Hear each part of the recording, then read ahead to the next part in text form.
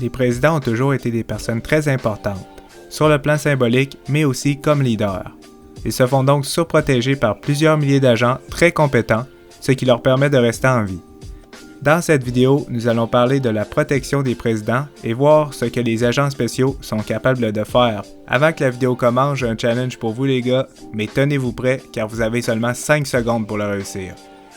Maintenant, si vous arrivez à liker la vidéo et vous abonner dans les 5 prochaines secondes, vous allez avoir une chance de fou pour cette semaine.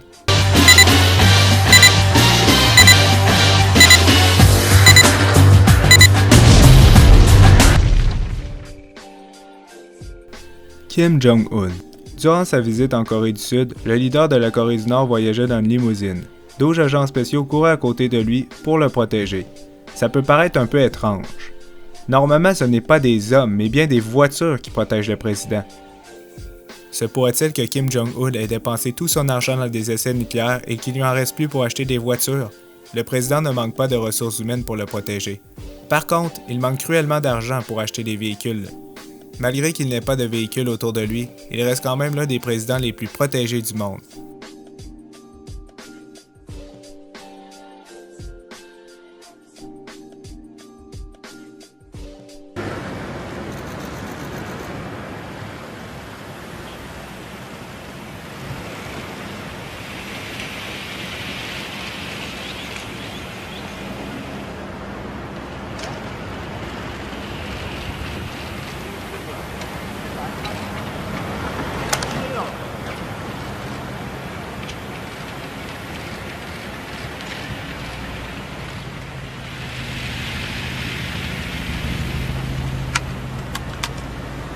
Shinzo Abe. Quand le premier ministre du Japon est allé aux États-Unis pour rencontrer Donald Trump, une lourde escorte de véhicules était présente à ses côtés. Les véhicules qu'il utilise sont blindés et high-tech pour le protéger de n'importe quelle attaque. En plus, le premier ministre du Japon demande de ralentir lorsqu'il rentre sur une autoroute.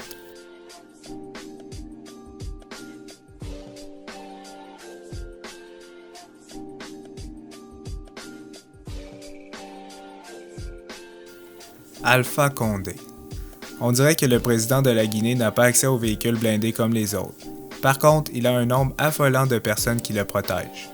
Mais sérieux, regardez tous les gens autour de lui, c'est incroyable. Élisabeth II, la reine d'Angleterre. Malgré que la reine ne soit pas impliquée dans les décisions politiques de l'Angleterre, elle reste extrêmement protégée aux frais de l'État.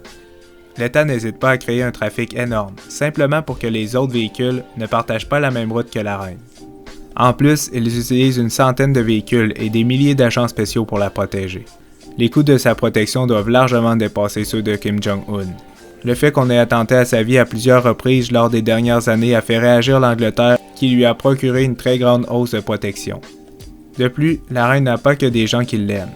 Par exemple, en 2013, 2 jeunes filles ont tiré plusieurs œufs sur sa Rolls-Royce. Elles ont été vite arrêtées et accusées de haute trahison envers la reine d'Angleterre.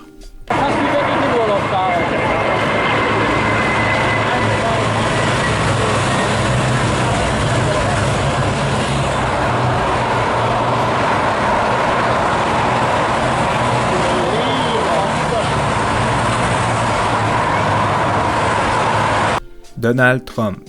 Même avant que Donald Trump soit président, il avait une très bonne protection. Le président des États-Unis disposait de plusieurs agents des services secrets pour le protéger. Aujourd'hui, on peut dire que c'est probablement l'homme qui coûte le plus cher à protéger. La sécurité de Trump et sa famille coûte plus d'1 million de dollars par jour. Et ce n'est pas sans raison. Plusieurs personnes détestent le président Trump. Chaque jour, des scandales toujours plus gros éclatent sur lui.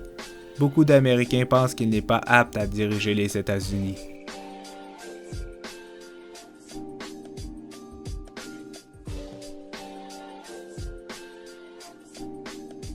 Vladimir Poutine. Nous n'avons pas beaucoup d'informations sur la sécurité de Vladimir Poutine, car la Russie cache beaucoup de choses au reste du monde. Mais il semblerait que 50 000 officiers soient engagés dans la protection de Poutine. Et ce n'est pas n'importe qui. Pour devenir un agent de sécurité, tu dois passer un test vraiment strict, un test physique, un test d'intelligence et avoir une grande discipline.